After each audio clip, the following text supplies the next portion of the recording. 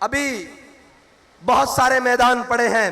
تم یہ کہیں نہ سمجھ جانا کہ ہم 65 کے فرق سے لا کر پیچھے چھوڑنے والوں کو مایوس کر دیں گے.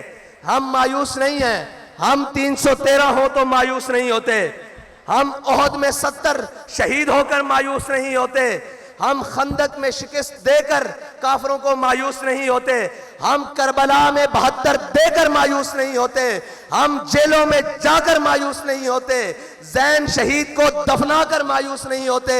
ہم یہ بتانے کے لیے آئے ہیں کہ جس گلی میں جاؤ گے, جس نگر میں جاؤ گے, جس کوچے میں جاؤ گے, آگے سے تمہیں لبیک والے ملیں گے. رسول اللہ لبیک لبیک لبیک یا رسول اللہ لبیک لبیک لبیک یا رسول اللہ لبیک لبیک لبیک یا رسول اللہ لبیک لبیک لبیک یا رسول اللہ لبیک لبیک لبیک یا رسول اللہ لبیک لبیک لبیک یا رسول اللہ لبیک لبیک لبیک یا رسول اللہ لبیک لبیک لبیک. آئی ایم ایف کے آگے قوم کو گروی رکھنے والوں, آئی ایم ایف کے آگے قوم کا عزت اور وقار بیچنے والوں, اپنے محلات کو تزئین و آرائش سے آراستہ کرنے والوں, لوگوں کو تو یہ بتایا جاتا ہے کہ جب میرے آقا و مولا صلی اللہ علیہ وسلم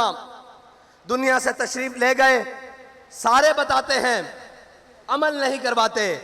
کہتے ہیں کہ جب ہمارے آقا و مولا صلی اللہ علیہ وسلم دنیا سے تشریف لے گئے تو آپ کی ذرہ یہودی کے ہاں رہن رکھی ہوئی تھی.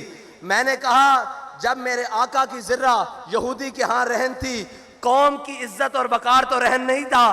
تم قوم کے عزت اور وقار کو رہن رکھ کر خود عیاشیاں کرتے ہو.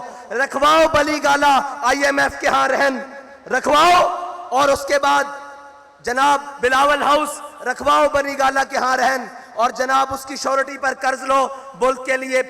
پھر پتہ لگے کہ تم ملک کے خیر خواہ کتنے ہو, تم ملک کے جناب حامی کتنے ہو, تم اس قوم کے کتنے خیر خواہ ہو, تمہیں اس قوم کی ترقی میں کتنی دلچسپی ہے, تمہیں اس قوم کی خیر خواہی میں کتنی دلچسپی ہے.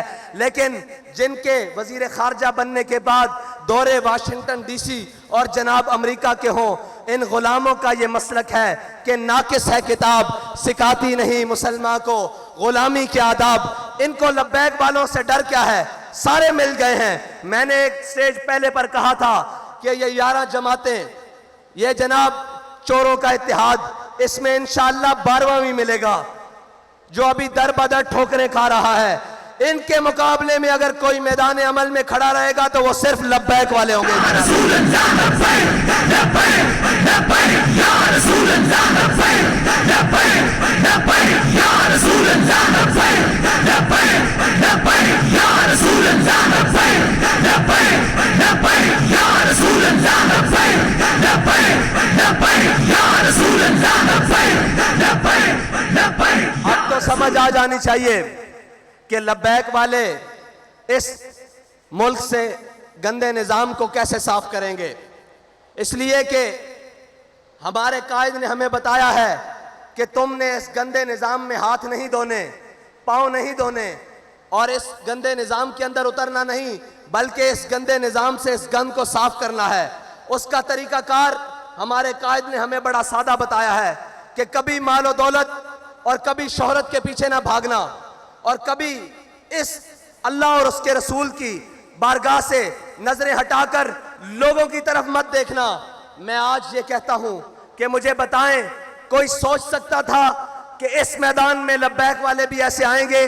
لیکن لبیک والے آئے اپنی عزت گروی رکھوا کر نہیں, آپ کی عزت مزید بڑھوانے کے لیے, اور یہ بتانے کے لیے کہ مر جائیں گے ظالم کی حمایت نہ کریں گے, احرار کبھی ترک روایت نہ کریں گے. نہ ہم شیخ, نہ ملا, نہ مصاحب, نہ لیڈر جو خود نہیں کرتے وہ ہدایت نہ کریں گے.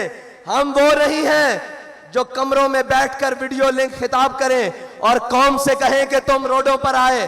ہم وہ ہیں کہ جو ہر میدان میں کارکن سے آگے ذمہ دار, ذمہ دار سے آگے کارکن, کارکن سے آگے ہمدرد, ہر کوئی آگے کھڑا ہوتا ہے کہ یا رسول اللہ آپ کے نام پر میری جان قربان, اس نظریے پر میری جان قربان, میرا مال قربان, میری ہر چیز قربان.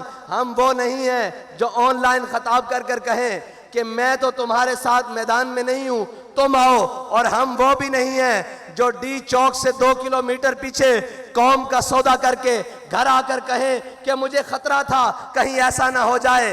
بابا جی کہا کرتے تھے کافر کی موت سے بھی لرزتا ہو جس کا دل، کہتا ہے کون اسے مسلمان کی موت مر۔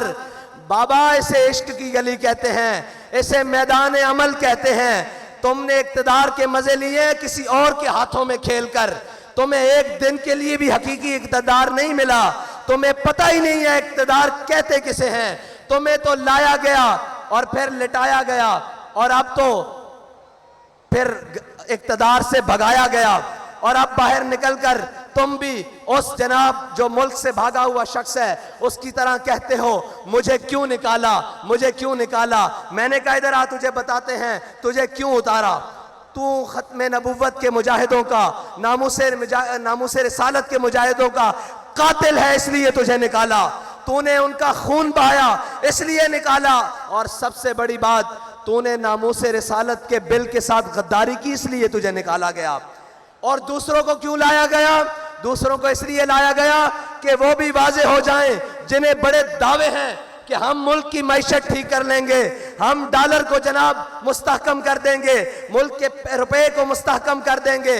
انہیں بتایا جا رہا ہے کہ یہ بس اب تمہارے بس کی بات نہیں، اب یہ انہی کے ہاتھ سے ہوگا جن کے بڑوں نے پاکستان بنایا تھا، جن کے بڑوں نے جنگ آزادی کی جنگ لڑی تھی، اور جن کے بڑوں نے اس پاکستان، اس ہندوستان سے فرنگی سامراج کو شکست دی تھی۔ اب یہ ملک تبھی ٹھیک ہو سکتا ہے جب محمد عربی کے غلاموں کے ہاتھوں میں آئے گا انشاءاللہ۔ لبیک لبیک یا رسول اللہ، لبیک لبیک لبیک یا رسول اللہ، لبیک لبیک لبیک یا رسول اللہ، لبیک لبیک لبیک یا رسول اللہ، لبیک لبیک لبیک یا رسول اللہ، لبیک لبیک لبیک یا رسول اللہ، لبیک لبیک لبیک یا رسول اللہ، لبیک لبیک لبیک یا رسول اللہ، لبیک لبیک لبیک یا رسول اللہ۔ اور پچھلے دنوں وہ اس کا نام لینا بھی مناسب نہیں، وہ کہہ رہا تھا یہ فلاں شہر نہیں ہے، یہ فلاں نہیں ہے۔ میں نے کہا یہ اور نہیں ہے، یہ لبیک والے ہیں، تمہیں غلط فہمی ہے کہ میدان سے بھاگ جائیں گے۔ انہوں نے ہر ستم اپنی آنکھ سے دیکھا ہوا ہے، ہر ظلم اپنے جسم پر سہا ہوا ہے، ان کو کسی بات کی غرض نہیں ہے۔ تم کسی اور کو جا کر ڈراؤ، یہ پٹاخے اور شلیوں سے ڈرنے والے کوئی اور ہوں گے۔ یہ لبیک والے ہیں جو جناب وزیر آباد کے پل تک جا کر دنیا کو پیغام دے دیتے ہیں کہ جناب ستم گر درام ہنر آزمائیں، تو تیر آزما ہم جگر آزمائیں۔